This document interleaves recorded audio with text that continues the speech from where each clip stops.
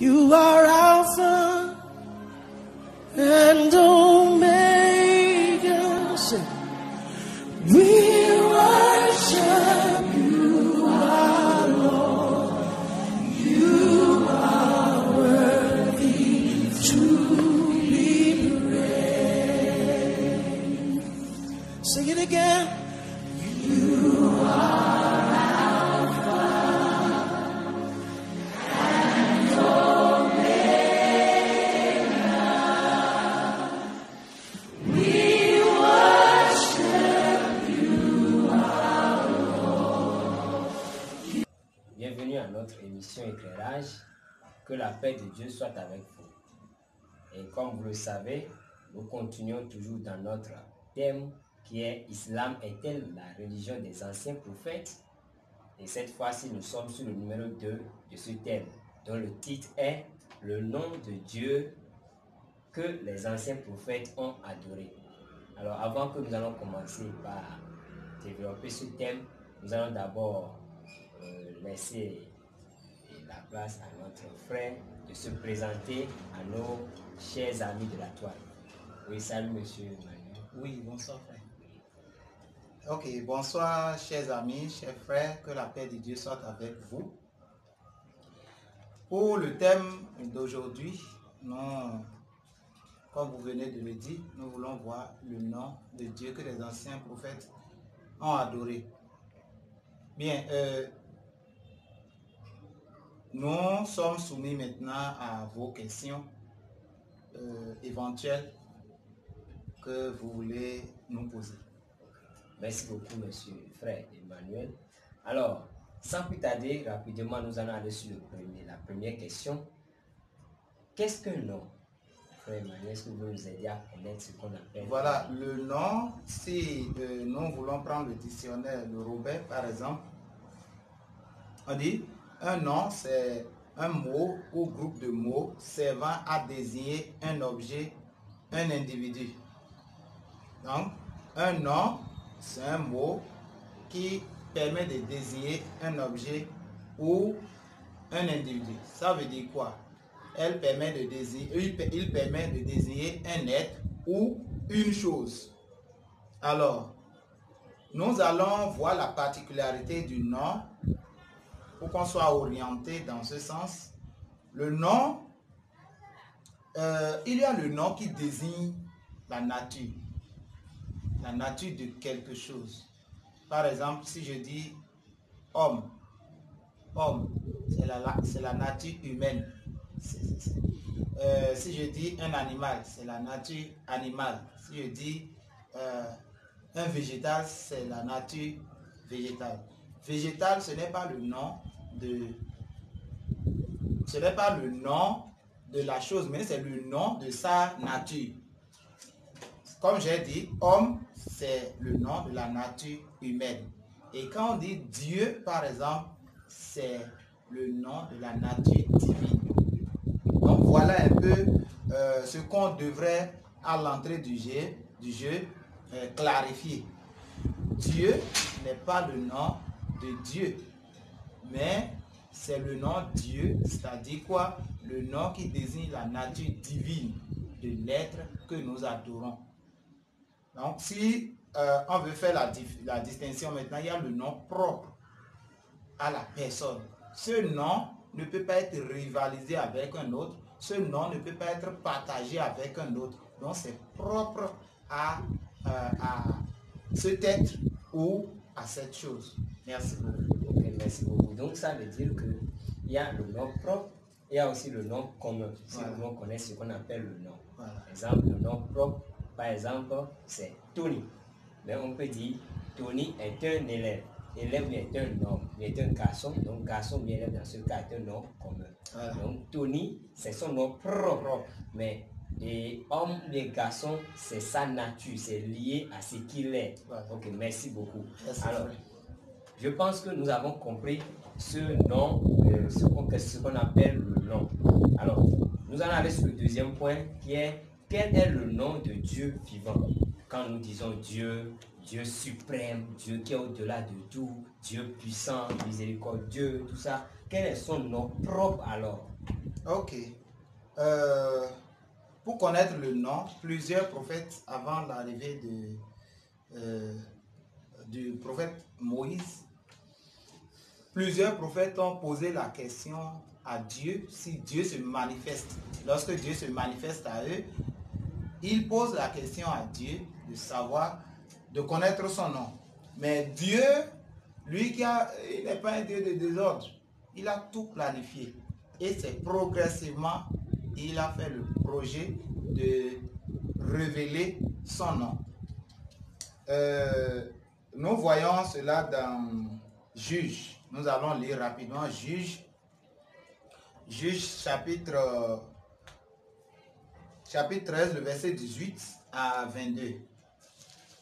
Juge. Vous êtes là? Si vous êtes là, vous pouvez lire, frère. 13, 22. Je vais lire, c'est la version Louis II. D'accord. Et il dit à sa femme, nous allons mourir, car nous avons vu Dieu. Non, vous lisez de 18 à 22. Ok. 18 à 22. Juge 13. L'ange de l'Éternel lui répondit, pourquoi demandes-tu mon nom? Il est merveilleux. 19. Manoach prit le chevreau et l'offrande et fit un sacrifice à l'Éternel sur le rocher. Il s'opéra un prodige pendant que Manoach et sa femme regardaient. 20. Comme la flamme montait de dessus l'autel vers le ciel, l'ange de l'Éternel monta dans la flamme de l'autel. À cette vue, Manoach et sa femme tombèrent la face contre terre.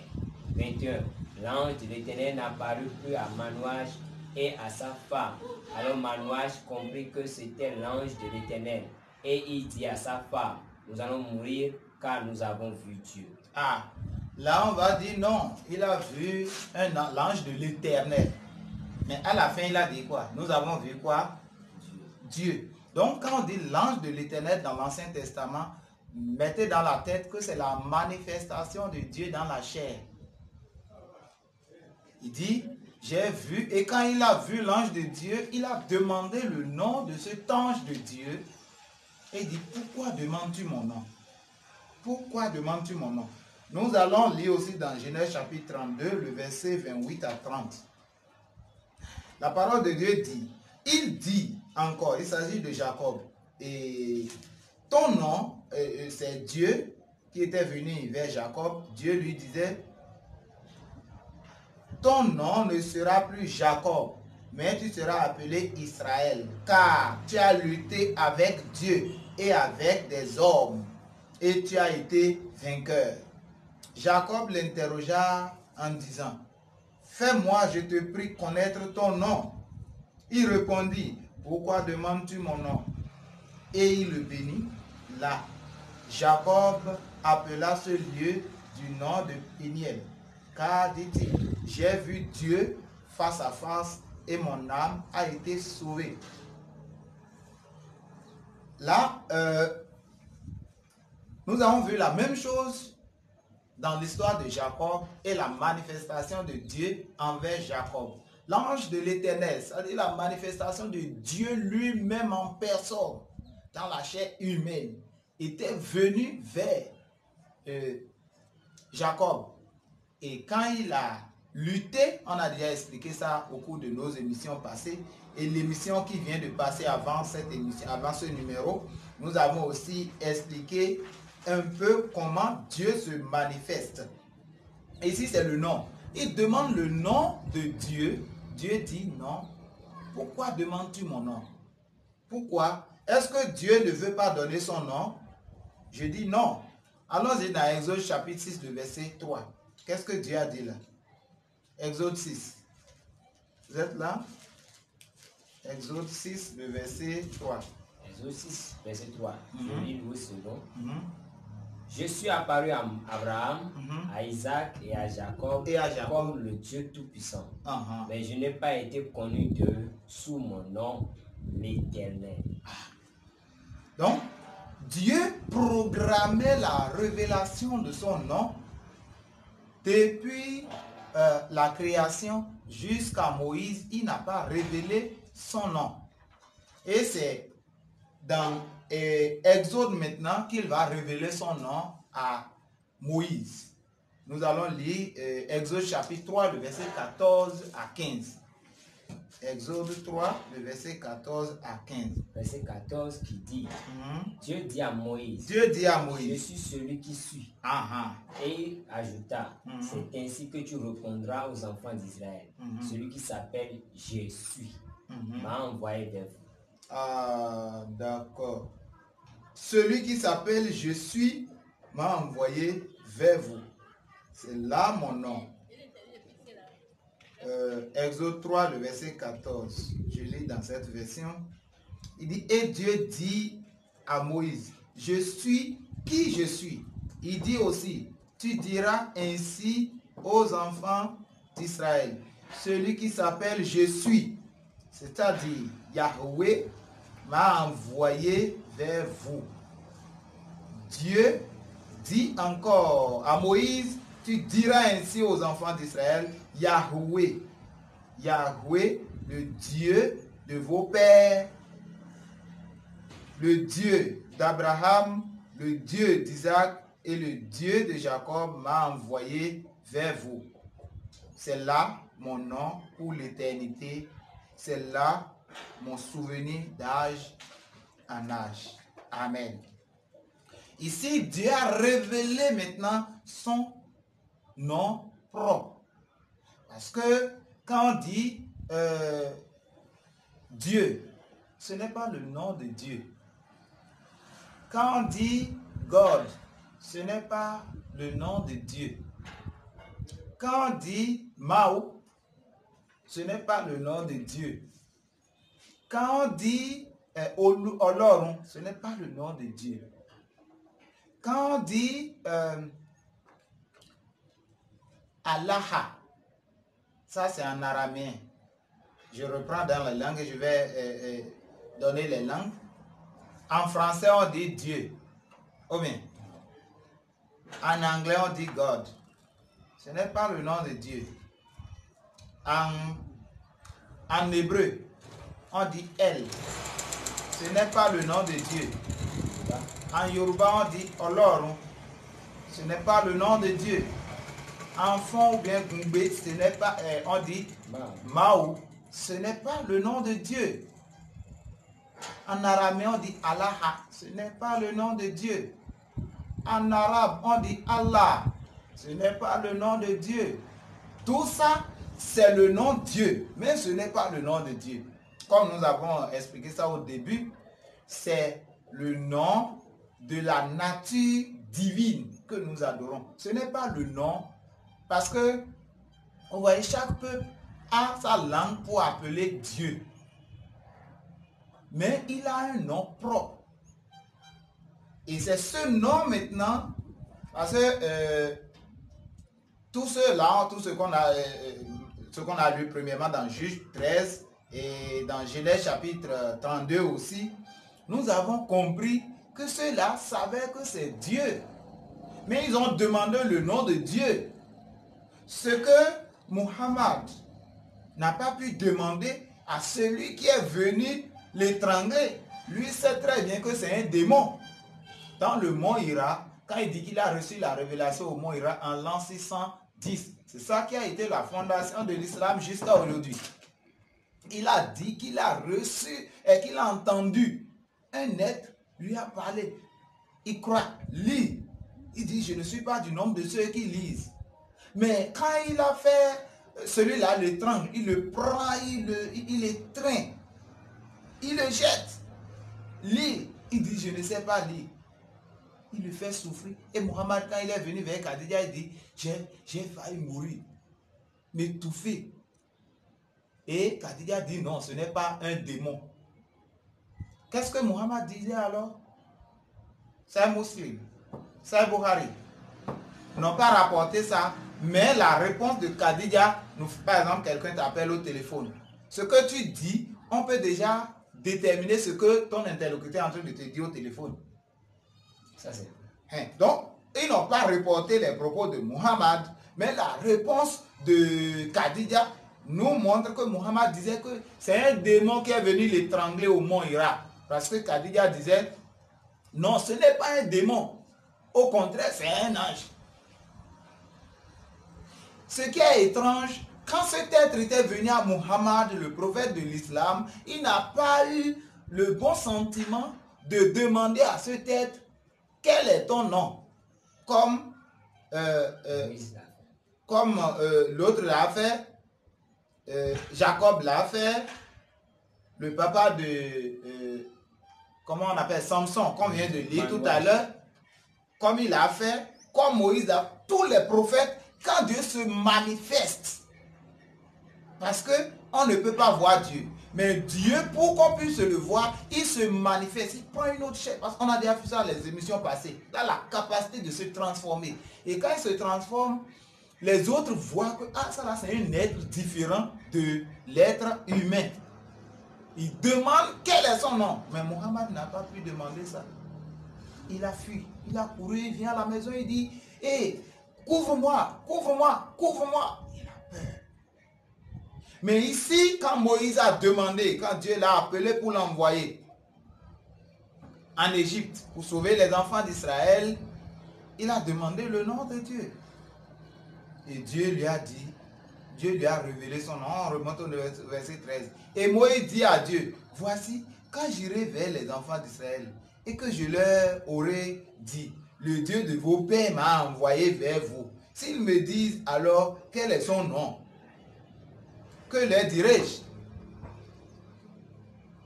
Muhammad n'a pas l'esprit de demander le nom de Dieu. Pour preuve, chaque peuple, vous savez, quand on dit Dieu, quand on dit religion, la religion c'est la conception des hommes. La religion c'est le regroupement des hommes, l'association des hommes qui sont à la recherche de Dieu mais sans Dieu. Les hommes s'associent et ils ont une conception de l'être divin là. Et tu vois, c'est pourquoi les gens vont concevoir de pierres, ils vont prendre des cailloux et mettre l'huile sur ça. D'autres vont prendre l'arbre et c'est leur Dieu ça. Vaudou. Je ne sais pas si on comprend. Donc chacun a sa conception. Et si tu vas chez les Indiens, le nom de leur Dieu, ce n'est pas le Yahweh là. Mais si un arabe indien veut parler de son Dieu, il va dire Allah. Je ne sais pas si on voit. Il va, en parlant de Dieu, parce que Dieu en arabe, on va expliquer ça devant, c'est Allah. Donc chaque peuple a son Allah, si je peux m'exprimer ainsi. Si on veut parler arabe, chaque peuple a son Allah. Au Bénin, c'est Vaudou qui est Allah des Béninois. C'est-à-dire, si tu vas dans le dictionnaire, ils vont te dire ça. Maintenant, chez les Indiens, c'est qui? Ça a son nom. Les Égyptiens, leur Allah a un autre nom. Et les Arabes pré-islamiques, leur Allah s'appelle Oubal. Oubal, ça c'est son nom propre. Mais il s'appelait aussi Allah. On a déjà fait les émissions là passées. Donc le nom propre de chaque Dieu, de chaque Allah, selon la conception de chaque peuple, de chaque nation, a un nom propre. Mais pour l'islam, ça n'a pas de nom. Quel est le nom de Allah? Ils vont te dire c'est Allah. Ils ne savent pas la définition de Allah. Donc le nom de Dieu que les anciens prophètes ont adoré, c'est Yahweh. Et Yahweh veut dire je suis. Yahweh. Ça s'écrit Y-H-W-H. C'est le tétragramme des lettres qui forment Yahweh. Voilà le nom de Dieu. Nous allons lire aussi dans Ésaïe 42, le verset 8. Ésaïe 42, le verset 8 qui confirme cela.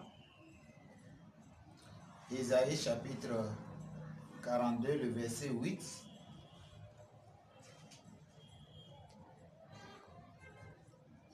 Je lis. Isaïe 42, verset 8. Version 8 secondes. Je suis l'Éternel, c'est là mon nom. Et je ne donnerai pas ma gloire à un autre. Sinon mon honneur, ni mon honneur aux idoles. Ok. Donc, Yahweh, même les Hébreux, même les Juifs, prononcer le nom de Dieu, c'est lourd dans la bouche. C'est comme ton papa. Tu dis c'est Jérôme. Non, c'est Ibrahim. Pour eux, c'était appeler le nom de Dieu facilement comme ça. C'est comme manque de respect. Ce qui fait que depuis des années, ils font beaucoup attention avec ce nom pour ne pas blasphémer le nom de Dieu. Et les gens ont commencé par traduire ce nom pour appeler ça dans chaque langue. Parce que dans Apocalypse chapitre 9, le verset 5-6, Dieu a dit, toute l'humanité doit connaître le nom de Dieu dans sa langue. Dans sa propre langue. Parce qu'il a sauvé toutes les langues pour Dieu. Maintenant, Yahweh, la traduction, une autre traduction a dit Seigneur. Ils l'ont appelé Seigneur. Le Seigneur regroupe tout. Et qui est le Seigneur là? C'est Jésus-Christ. Et le Seigneur de l'univers, le Père, le Fils, le Saint-Esprit regroupe Yahweh. Maintenant, Yahweh, je suis, veut dire quoi? Quand tu dis je suis, ou bien, c'est à quel temps? Je suis. Présent. Au présent de l'indicatif. Si je dis je mange la pâte, ça veut dire quoi? C'est au présent de l'indicatif. Je mange la pâte. On est en train de voir, de manger. Ça veut dire que hier, j'ai mangé la pâte. Ça dit j'ai l'habitude de manger la pâte. On me demande, est-ce que tu manges du pain? Oui, je mange du pain. C'est au présent. Mais si je dis, je suis en train de manger, je ne sais pas si on voit, ça précise le temps que c'est actuellement, maintenant. Mais quand je dis, je fais telle chose, c'est au présent, cela prouve que hier, tu l'as fait, aujourd'hui, tu l'as fait, et demain, tu le feras. Je mange, je suis élève, je suis étudiant. Je suis professeur. Tu l'es. Et c'est pas aujourd'hui. Ou bien si tu dis j'étais professeur, ça veut dire qu'aujourd'hui tu n'es plus professeur.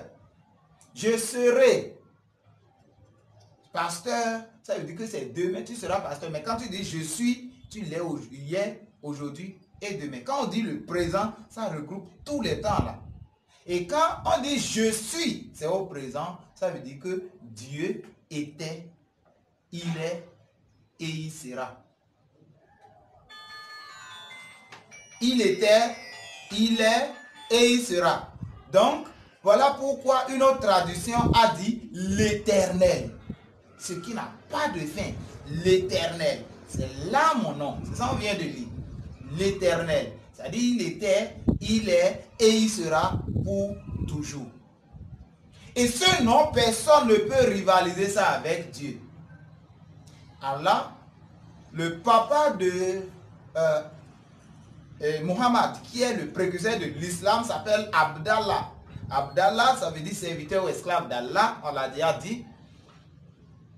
C'est une idole à la Mecque, avant l'arrivée de l'islam, qui s'appelait Allah. Et si Allah avait 3 idoles, on a toujours dit ça. Al-Uzza, Al-Mana et Allah.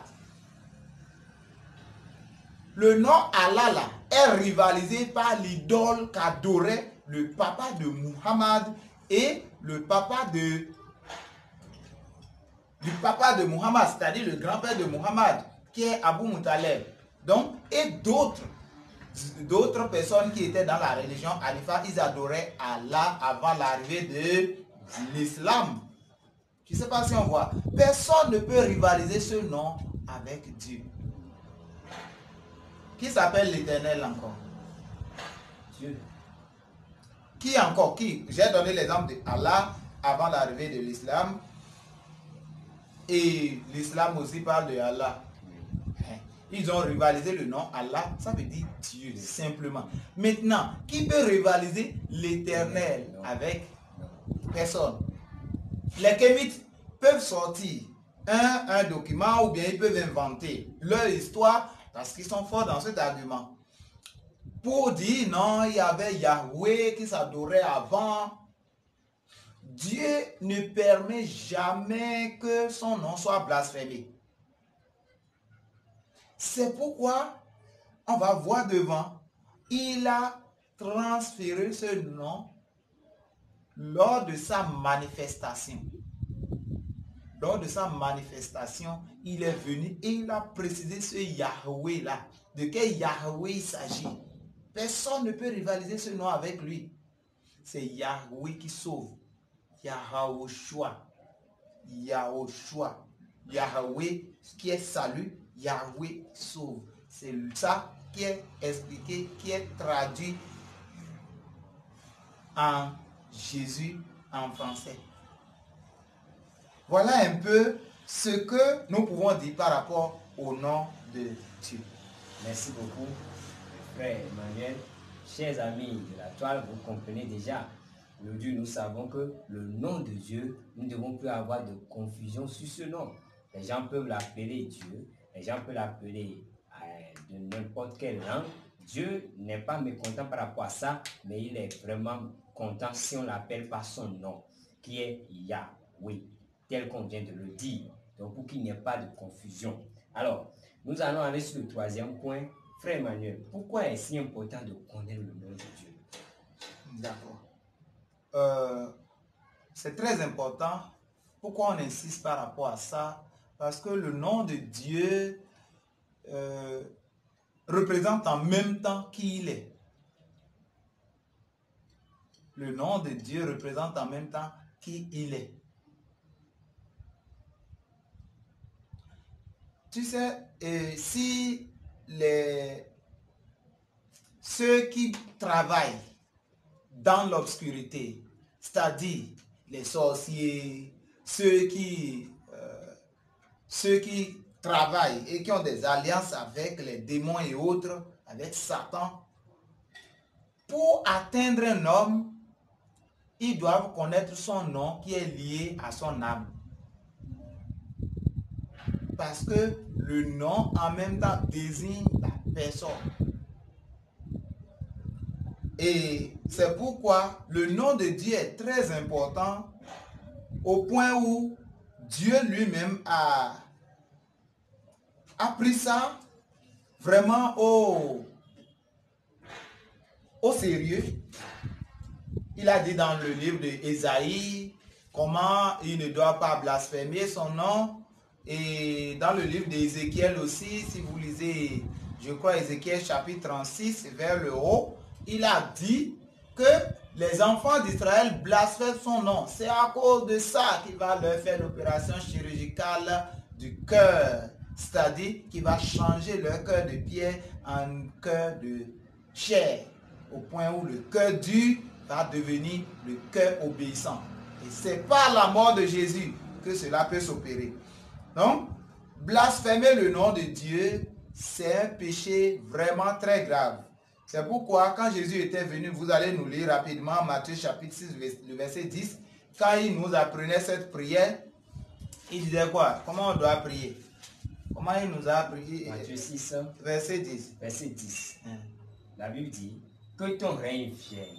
On commence en haut alors. 9. Voici comment vous devez prier. Oui. Notre Père qui est aux cieux. Oui. Que ton nom soit sanctifié. Que ton nom soit sanctifié. Est-ce que cela veut dire que le nom de Dieu n'est pas sanctifié? On prie comme ça n'enlève rien en Dieu. On ne prie pas comme ça ne diminue rien en Dieu, ça n'augmente rien en Dieu. Mais il faut que les hommes reconnaissent le nom de Dieu, que c'est saint, c'est un nom sanctifié. Sanctifié, c'est mettre à part. Sanctifié, c'est dédié dans la sainteté à Dieu. C'est-à-dire si on parle de notre sanctification. Maintenant, il faut que le nom de Dieu soit reconnu par tous, que c'est un nom différent de tous les autres noms. que c'est un nom qui est saint, qu'on ne doit pas s'amuser avec. C'est très, très, très important. Et c'est capital parce que dans Isaïe 45, le verset 23, il dit quoi? Allons-y rapidement. Isaïe chapitre 45, le verset 23. Isaïe 23 dit, oui. version Louis II. Je le jure par moi-même. Par moi-même. Vous voyez, il dit par lui-même. On jure par ce qui est au-dessus de soi. Mais Dieu, lui, il voit qu'il est lui-même au-dessus de tout. Et rien n'est au-dessus de lui. Rien ne peut même s'égaler à lui. Mais pour Allah, c'est pas ça. Allah jure par les étoiles. Allah jure par l'Orient. Allah jure par ses créatures. On se demande si Allah est le Tout-Puissant. Mais ici, Dieu dit qu'il jure lui-même par son... Par quoi? Reprends. Je le jure par moi-même. Par moi-même, oui. Par moi-même, la vérité sort de ma bouche. Oui. Et ma parole ne sera point révoquée. Tout genou fléchira devant moi. Toute langue jurera par moi. Ok. Donc, tout genou fléchira au nom de qui? Au nom de l'Éternel. Et toute langue confessera qu'il est Seigneur. Et quand ce Dieu s'est manifesté, selon Ésaïe 35, le verset 3 à 6, Ésaïe 35, le verset 3 à 5, il a dit que lui va venir en personne. Et s'il vient, les aveugles vont voir, les sourds vont entendre, les boiteux vont marcher. Et en ce moment, nous saurons que c'est l'Éternel qui est venu. Et lorsqu'il s'est manifesté, vous lisez pour moi rapidement Philippiens chapitre 2, le verset 8 à 10. Philippiens chapitre 2. Le verset 8 à 10. Verset 8 à 10. Il s'est humilié lui-même. On parle de Jésus. Non, reprends à partir de 5. Le 5 a dit, ayez en vous les sentiments qui étaient en Jésus-Christ, lequel existant en forme de Dieu, n'a point regardé comme une proie à arracher d'être égal avec Dieu. Donc ça veut dire qu'il est Dieu, mais il n'a pas regardé cette égalité, c'est-à-dire quoi? Il est Dieu lui-même. Et on a déjà expliqué ça la fois passée, on a appris même l'eau, on a donné l'exemple de l'eau, glace, tout ça. Philippiens chapitre 2, verset 5. Louis II. Ayez en vous les sentiments qui étaient en Jésus-Christ, lequel, existant en forme de Dieu, n'a point regardé comme une proie à arracher d'être égal avec Dieu, mais s'est dépouillé lui-même, en prenant une forme de serviteur, en devenant semblable aux hommes et ayant paru comme un saint homme. Il s'est humilié lui-même, se rendant obéissant jusqu'à la mort, même jusqu'à la mort de la croix.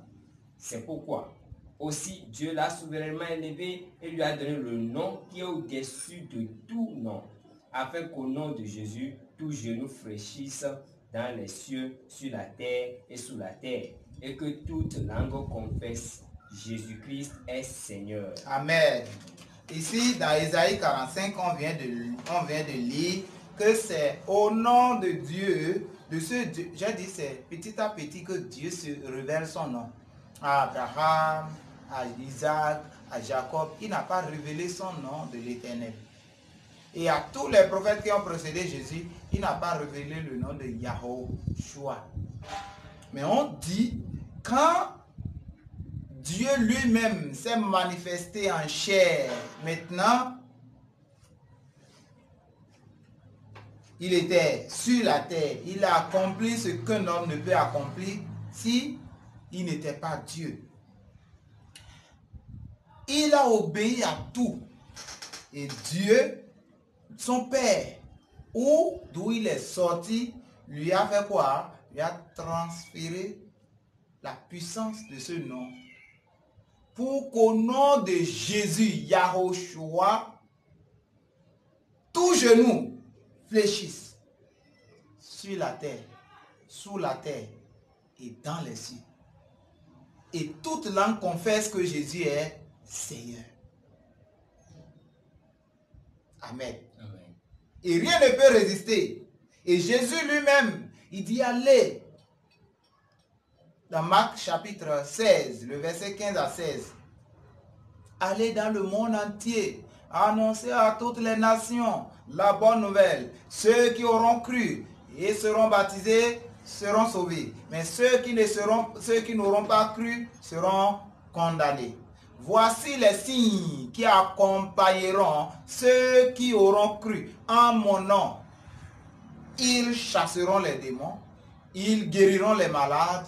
Il a cité tous les signes qui accompagneront ceux qui auront cru en Jésus. Et c'est par son nom que tout démon doit fléchir, tout démon doit obéir. Là où j'ai vu Dieu se manifester en Jésus, si vous parlez de Dieu avec n'importe qui, il va dire, bon, on est d'accord. Avec les musulmans, oui, Dieu, oui. Ah, c'est Allah qu'on appelle Dieu. On peut dire encore Yahweh, on peut dire ceci. Même avec n'importe qui. Mais lorsque tu vas dire Jésus dedans, ah, scandale. Le nom de Jésus, c'est un scandale.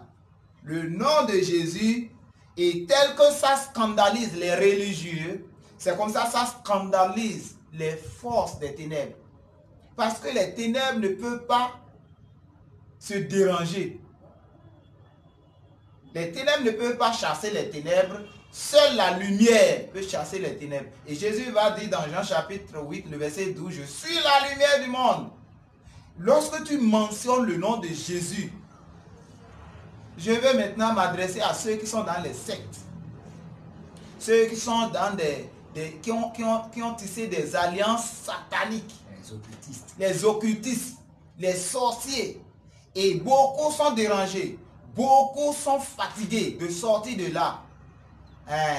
Je vous informe que la solution est avec Jésus. Le nom de Jésus seul peut vous sauver. Même s'il veut vous faire du mal et tu as prononcé le nom de Jésus, ils seront scandalisés. Parce que la Bible dit, quiconque invoquera le nom du Seigneur sera sauvé. Le nom du Seigneur, quiconque invoquera le nom du Seigneur, il sera sauvé. Donc il est important de connaître le nom de Dieu.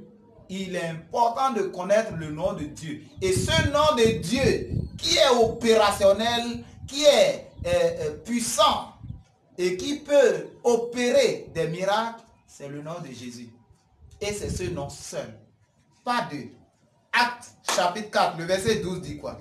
Actes chapitre 4. Oui, le verset 12. 12 dit, il n'y a de salut en aucun autre. Il n'y a de salut en aucun autre. Il n'y a sous le ciel aucun autre nom qui a été donné parmi les hommes par lequel nous devions être sauvés. Ah, vous voyez? Donc il n'y a aucun autre nom en dehors du nom de Jésus. Jésus-Christ. Jésus. Yahshua. Ce nom, toute langue peut l'appeler. Tant que cette translittération est normalement faite. C'est opérationnel. Je peux dire Nioruko Jésus. Ça va marcher. Je peux dire au nom de Jésus. Ça va marcher. Je peux dire in the name of Jesus. Ça va marcher. N'importe quelle langue, il suffit que ce nom soit bien traduit dans ta langue. Ça, c'est opérationnel. Mais tu ne peux pas dire au nom de Issa. Ça ne va pas travailler. Parce que Issa n'est pas Jésus. C'est un nom qui n'est pas... C'est un nom... On ne sait même d'où c'est sorti. Jésus est le nom de Dieu suprême. Donc, il est venu manifester cette divinité sur la terre. Et l'amour, le témoignage de l'amour de Dieu envers les hommes. Ne pas connaître le nom de Dieu, c'est un scandale. Ne pas connaître le nom de Dieu, c'est un scandale. Luc chapitre 24, le verset 45 à 47, dit quoi? Luc 24, 45 à 47. 47. 45 à 47. De 45 à 47. Alors il leur ouvrit l'esprit afin qu'ils comprissent les Écritures. Le Seigneur Jésus a ouvert l'esprit à ses disciples pour qu'ils puissent comprendre. Tout ce qu'on dit, nous on ne cherche pas à convaincre qui que ce soit, ceux qui nous suivent, non. Celui qui convainc, c'est Dieu. Nous on annonce, on vous explique, seul Dieu peut vous convaincre.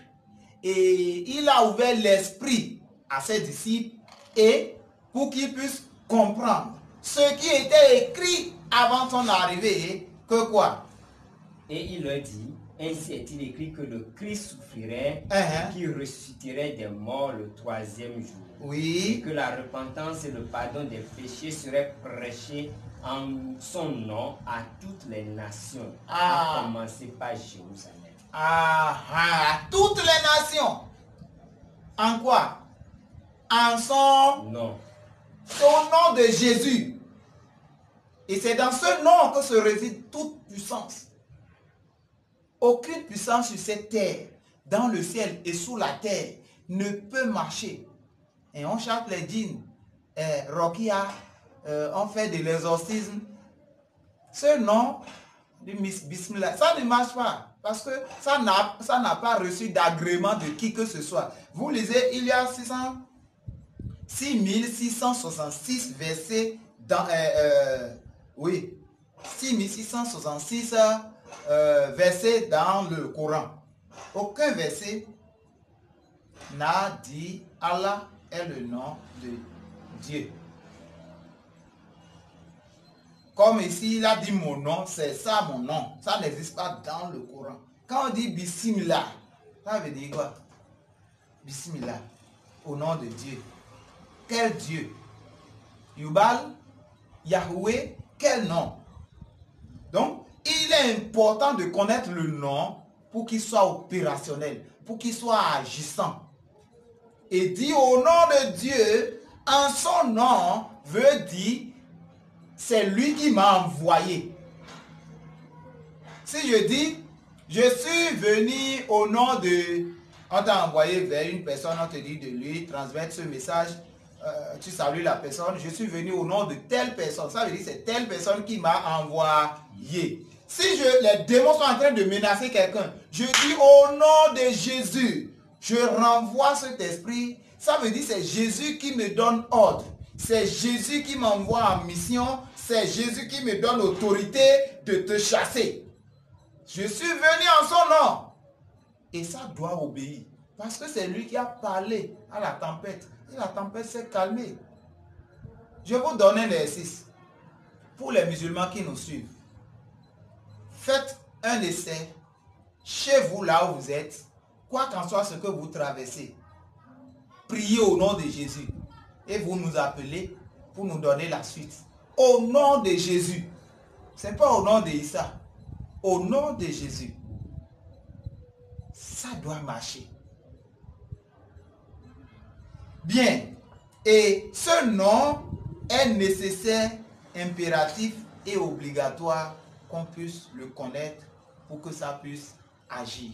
Et sans ce nom, personne ne peut être sauvé. Tous les biens qu'on fait ne peut sauver personne. C'est pourquoi on dit c'est en son nom que quoi? Que le salut, il faut lire Jean 20, c'est là on va terminer cette partie. Jean 20, le verset 30 à 31. Verset 30 à 31. Oui. Jésus a fait encore en présence de ses disciples beaucoup d'autres miracles qui ne sont pas écrits dans ce livre. Mais ces choses ont été écrites afin que vous croyiez que Jésus est le Christ, le Fils de Dieu, et qu'en croyant vous ayez la vie en son nom. On ne peut pas avoir la vie au nom d'Allah. C'est impossible. Et il y a des signes pour savoir si tu as la vie éternelle en toi ou tu ne l'as pas. Tu ne peux pas avoir la vie de Dieu en toi et tu as encore la haine dans ton cœur. Là, ce n'est pas le Dieu vivant que tu as dans ton cœur. Lorsque tu attrapes Christ, Tu as l'amour pour tout le monde, même tes ennemis. Il a dit, bénissez ceux qui vous bénissent et qui vous maudissent. Priez pour ceux qui vous menacent. Tu deviens doux envers tout le monde. C'est un signe palpable que tu as rencontré Dieu et que Jésus a pénétré ton cœur. C'est en son nom qu'on a la vie éternelle. La vie de Dieu, c'est la vie de pardon. Mais lorsque tu as la colère en toi, tu es encore dans un fait de débat inutile. Dans un fait de on va se marier à 4 femmes, ça ne fait rien. Tu as encore, tu fais grigrer, tu dis Allah, tu fais tout ça là et tu attribues ça à Dieu. Tu es en train de te tromper. Pour avoir la vie éternelle, c'est au nom de Dieu. Et quel Dieu? Yahweh. Et quel Yahweh? Yahweh qui sauve, qui est Jésus-Christ de Nazareth. Aujourd'hui, vous avez entendu qu'au nom de Jésus, tous genoux fléchissent. Au nom de Jésus, toute langue doit confesser la divinité de Jésus. Mais si vous refusez, vous auriez choisi. Parce que Allah ne vous a jamais promis dans le Coran qu'en son nom, vous serez sauvés. Non. Mais il a dit si vous faites des œuvres. Vous faites des œuvres. Mais es-tu sûr que les œuvres que tu fais aujourd'hui, que les œuvres que tu es en train de faire dépassent déjà les mauvaises œuvres, c'est-à-dire les bonnes œuvres que tu es en train de faire dépassent déjà les mauvaises œuvres pour être sauvé? Allah n'a pas promis son nom pour être sauvé. Et il n'a pas dit, Allah là, c'est mon nom. Ça n'existe nulle part. C'est au nom de Jésus-Christ seul que tout être humain doit être sauvé.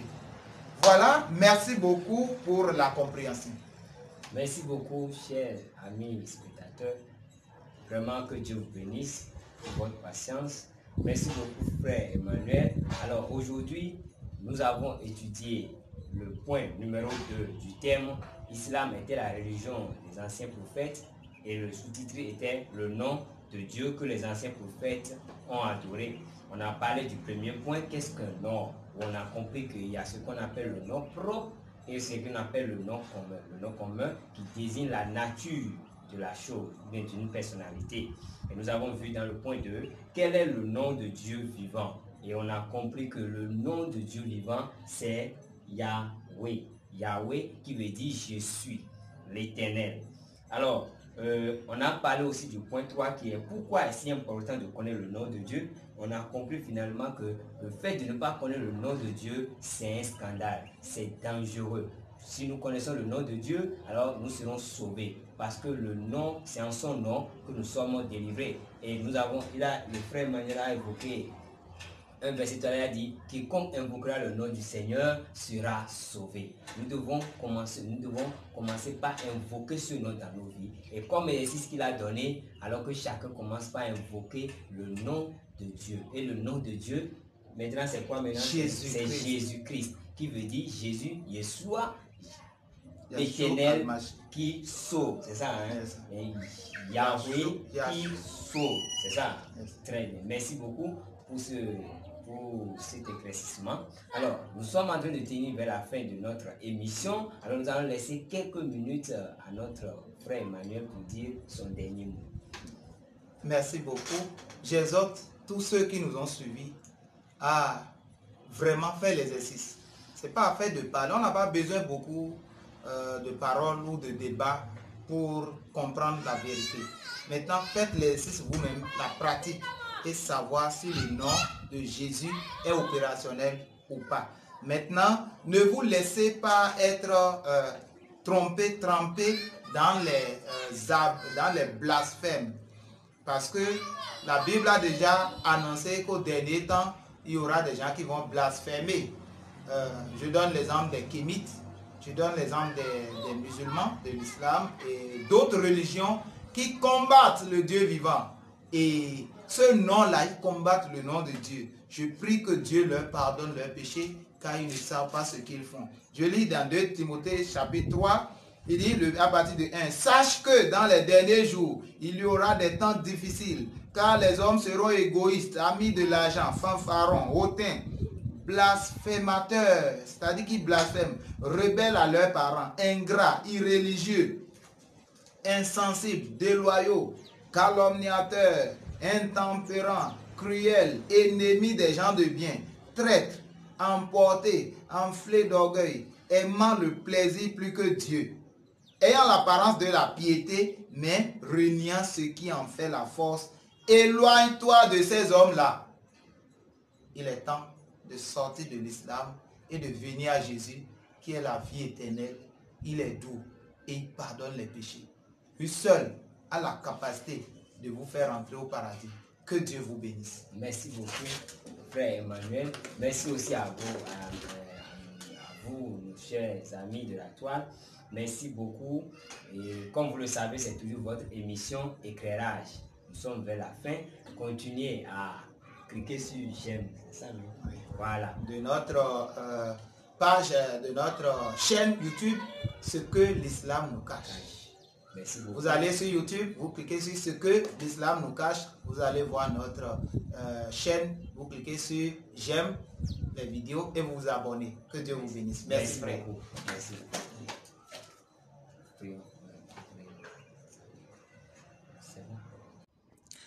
Allah en arabe veut dire tout simplement le Dieu. Allah ne veut pas dire le nom de Dieu. Allah n'est pas le nom de Dieu, mais le nom de Dieu. Beaucoup de musulmans ne savent pas.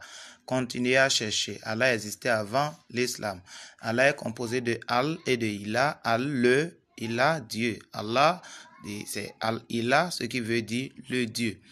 Quel est Allah? Le nom de cet Allah, c'est l'idole. Yubal, le Dieu de la Mecque, selon Surat 27, verset 91. Nous lisons ensemble Surat 27, le verset 91 qui dit: il m'a été seulement commandé d'adorer le Seigneur de cette ville, la Mecque, qu'il a sanctifié, et à lui toute chose, et il m'a été commandé d'être du nombre des musulmans.